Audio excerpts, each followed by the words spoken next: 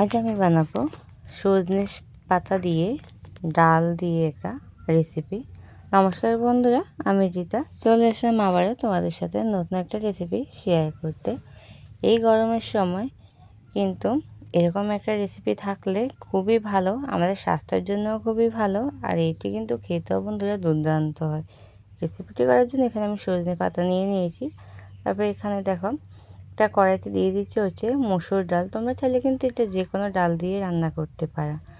তারপর আমি এখানে 1 কাপ পরিমাণ মসুর ডাল নিয়েছি, তার সাথে সজনে পাতাগুলো দিয়ে দিচ্ছি একটা পেঁয়াজ কুচি, 1 চা চামচ লবণ দিয়ে দিচ্ছি, আধা চা চামচ হলুদ গুঁড়ো দিয়ে দিচ্ছি, আদা রসুন বাটা 1 চা চামচ। তারপর এখানে দিয়ে দিচ্ছি পরিমাণ মতো জল দিয়ে এটাকে আমি সেদ্ধ করে নেব 5 থেকে 6 মিনিট।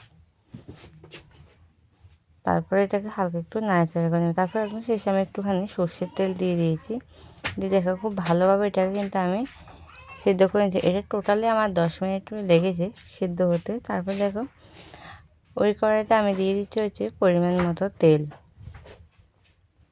তেল দিয়ে এখানে যখন তেলটা গরম হয়ে যাওয়ার পর এখানে আমি দিয়ে দিব আধা চা চামচ গোটা জিরে, আর দিয়ে দিব 3টা শুকনো লঙ্কা, দিয়ে দিচ্ছি ছোটো সাইজের একটা পেঁয়াজ কুচি, দিয়ে এটাকে আমি একটু নাড়াচাড়া করে ভালোভাবে ভেজে নেব।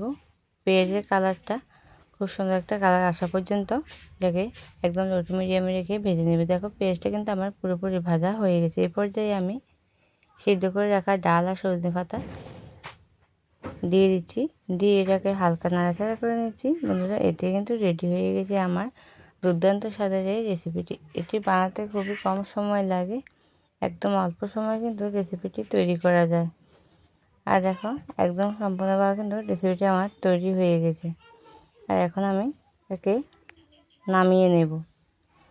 আজকের রেসিপিটি তোমাদের কেমন লেগেছে অবশ্যই কমেন্টে বলে যাবে। যদি আমার রেসিপি তোমাদের ভালো লেগে থাকে একটা হাইপ করে দিবে, আর প্রিয়জনদের সাথে অবশ্যই শেয়ার করে দিবে। অসংখ্য ধন্যবাদ সবাইকে ধৈর্য ধরে সম্পূর্ণ ভিডিওটা আমার সাথে দেখার জন্য। সবাই ভালো থাকবে, সুস্থ থাকবে। দেখা হবে আবার নতুন একটা রেসিপির সাথে। সবাই সাবধানে থেকো। ধন্যবাদ।